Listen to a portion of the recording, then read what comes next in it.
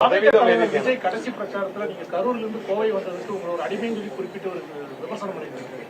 அதாவது நான் பல நேரங்களில் சொல்லியிருக்கேன். சில பேர்த்த பத்தி பதில் சொல்லி என்னோட நேரத்தை வீணடிக்க வேண்டியதில்லை, உங்களோட நேரத்தை வீணடிக்க வேண்டியதில்லை. அரசியல் களத்துல பொதுவா நான் ஒரே ஒரு கருத்தை மட்டும் சொல்றேன். கரூர்ல நடந்த கூட்டம் அவங்க கூட்டம். இறந்தது 41 பேர். பாதிக்கப்பட்ட பல பேர் மருத்துவமனையில் இருந்தாங்க. அன்னைக்கெல்லாம் விட்டுட்டு ஓடிட்டாங்க. கூட்டம் நடத்தினவங்களை விட்டுட்டு ஓடிட்டாங்க. நான் தான் போய் ஹாஸ்பிட்டல்ல நின்னேன். கூட மற்ற கட்சிகளும் வந்தாங்க, நான் வரலன்னு சொல்ல. அங்க லோக்கல்ல நாங்க தான் போய் நின்னோம்.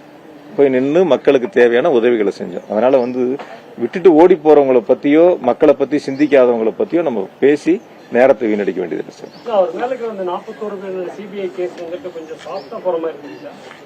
தெரியல சார், பாப்போம் எப்படின்ட்டு. எப்படி போகுதுன்னு பாப்போம். என்ன நடந்துட்டு பாப்போம் சார், பொறுத்திருந்து பாப்போம். அதனுடைய முடிவு எப்படி வருதுன்னு பாப்போம், எந்த மாதிரி இருக்குன்னு.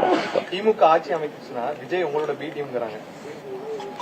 யாருக்கு யார் வசதியா வேணாலும் சொல்லிக்கலாம் சார். யாருக்கு யார் வசதியா வேணாலும் சொல்லிக்கலாம், அது ஒன்றும் பிரச்சனை இல்லை. நான் தெளிவா சொல்றேன், இறுதியா சொல்றேன், உறுதியா சொல்றேன்.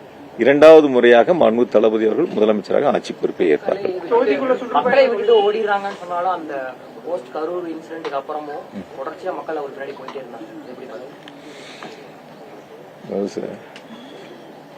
உங்களுக்கு ஒரு 100 பேர் வரலாம், அவருக்கு ஒரு 1000 பேர் வரலாம், அவருக்கு ஒரு 5000 பேர் வரலாம். ஒவ்வொருத்தருக்கும் ஒவ்வொருக்கான கூட்டம். ஒரு மாவட்டத்துக்கு போகும்போது ஒரு 10 தொகுதி இருக்குன்னா ஒரு 10,000 பேர் கலந்துக்கிறாங்கன்னா தொகுதிக்கு ஒரு 1000 பேர். ஆனா அந்த தொகுதியில 2 லட்சம் வாக்காளர் இருப்பாங்க. இந்த 1000 பேரோ அந்த 10,000 பேரோ தீர்மானிக்கக்கூடிய சக்திகள் அல்ல. அவங்களோட ஓட்டு இருக்கு, இல்லன்னு சொல்லல. பட் அதுவே வெற்றிக்கான ஒரு வாக்குகளா அல்ல நான் பார்த்த வரைக்கும். அதனால எந்த இடங்கள்லயும் வாக்கு எண்ணிக்கை 4ஆம் தேதி முடியட்டும். எவ்வளவு வாக்குகள் வருது, யாராருக்கு எவ்வளவு வருது அப்படிங்கறத பொறுத்திருந்து பார்ப்போம். அன்னைக்கு நம்ம பேசுவோம்.